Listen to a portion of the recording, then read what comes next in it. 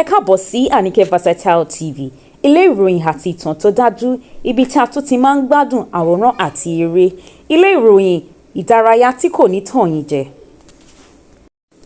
Ìyàlẹ́nu ńlá ló jẹ́ fún gbogbo àwọn olólùfẹ́ gbajúgbajà olóòtú ìbáṣepọ̀ láàárín ọkùnrin àti obìnrin, arábìnrin Yinká tí gbogbo aráyé mọ̀ sí Yinká TNT. Ìròyìn náà káàkiri ayélujára ni pé ó ṣe ìgbéyàwó tuntun pẹ̀lú gbajúgbajà olórin Fuji tí gbogbo wa mọ̀ sí Akande Obesèré ọmọ Rápálá. Ṣùgbọ́n ó sọ wípé òun fúnra tòun lòun mọ̀ọ́mọ̀ fi àwòrán náà sí orí ẹ̀rọ ayélujára nígbà tí òun àti ọkọ rẹ̀ tuntun fi wà ní ilé ìdáná. Ó sì tún sọ pé ìkan nínú àwọn ọmọ ìdílé tòun ló ya àwòrán náà lẹ́yìn tí wọ́n ṣe afẹ́fẹ́ ìfihàn wọn tán, ìyẹn tó túmọ̀ sí ìgbéyàwó. Ó ní kò kí ń ṣe òun fúnra tòun lòun dẹnu kọ Akande bí kò bá ń ṣe pé Akande fúnra rẹ̀ ló dẹnu ìfẹ́ kàn òun. Ó dẹ̀ tún sọ wípé kódà tó bá jẹ́ pé òun ti mọ̀ pé Akande jẹ́ ọkùnrin tó dára tó báyìí jẹ́ òun ò bá ti fi fúnra rẹ̀ dẹnu kọ́ tipẹ́tipẹ́. Ibi tá a rí mọ́ lórí ètò tèní òun lèyí. Ṣùgbọ́n tó bá jẹ́ pé o fẹ́ mọ̀ dáadáa tàbí gbọ́ láti ẹnu Yinká TNT fúnra rẹ̀, má ṣáájú kó dúró díẹ̀. Fídíò tó ń bọ̀ yìí jẹ́ ti òun fúnra rẹ̀. Yorùbá ní pé ẹnu onítàn láti ń gbọ́tàn. Ṣùgbọ́n tí o bá gbádùn fídíò yìí, jọ̀wọ́ dákun tẹ subscribe button kí o lè má pàdánù àwọn ìròyìn tuntun tí ó máa bọ́ sí yín ní etí láti orí channel yìí. Ẹ ṣé o bí ẹ ṣe ń tẹ̀. Ire o, ó tún di ọjọ́ mi ọjọ́ ire. Mo máa ń sọ fún yín pé another person cannot tell your story. I am the only one that can tell my story. Kò dẹ̀ sẹ́ni tó mọ̀ mí tó dẹ̀ lè mọ̀ story mi ju ara mi lọ. Ọ̀pọ̀lọpọ̀ yín sọ fún mi pé why do you bring your relationship on Facebook? Mo ṣe deliberately ni. I did it deliberately. Deliberate action ni. Kò ṣe pé bóyá mo ṣe tán mo ń regret. No.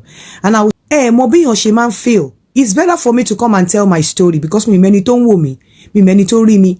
Ìgbà tá ṣe private introduction, tá ṣe family introduction, mi mẹ́ni tó wà ńbẹ̀.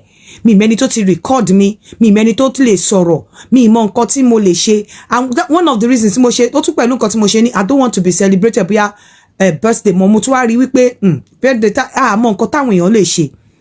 Mi mẹ́ni tó ń ṣọ́ wa, mi mẹ́ni tó rí mi mẹ́ni tó wà ní introduction wa, mi mẹ́ni tó wà ní private kíní wa, mi even níbi tí inú ilé tí wọ́n fi mí sí after tá ṣe introduction tó tí mo wà ńbẹ̀.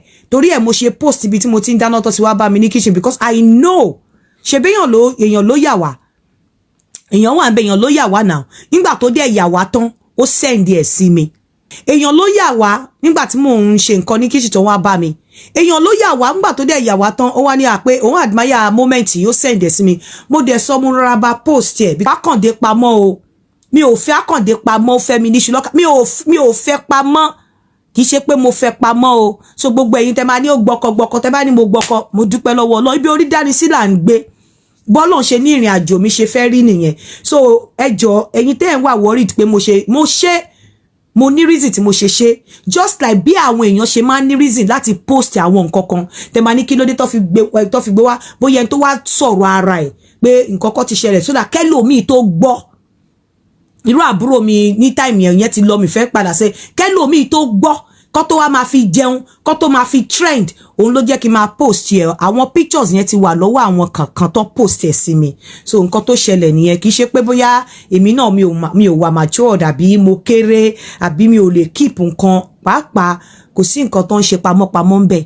Because èèyàn tó bá send video ní wà níbi function gbà tẹ́ ń ṣe private kìíní tó send video sí yín, tó send picture sí yín, ẹ kúkú ti mọ̀ pé picture yẹn ò save. The picture is as good as being at the National Theatre. The picture is good, the video is good as pé ó wà lórí YouTube didi láti bayé ara wọn jẹ́ láì ṣe ayé tèmi. Nǹkan t'Ọlọ́run ti ṣe, ó ti ṣe náà. Ẹ pé Akande bóyá èmi ni mo lọ toast ẹ̀. Èmi kọ́ ni mo lọ toast ẹ̀ náà. Mi ṣá lè lọ bá